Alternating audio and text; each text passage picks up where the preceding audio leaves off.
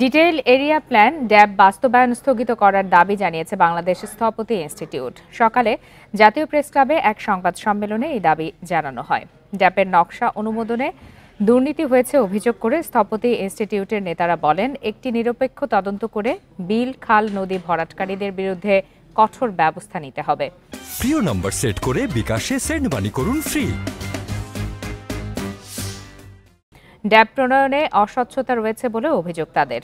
রাজুকের procurement কমিটিতে স্থপতিদের সম্পৃক্ত করা, চেয়ারম্যানের একচ্ছত্র ক্ষমতা কমানো, রাজধানীতে ভবন নির্মাণের ক্ষেত্রে জীববৈচিত্র্য রক্ষার বিষয়ে প্রাধান্য দেওয়ারও দাবি জানানো হয়।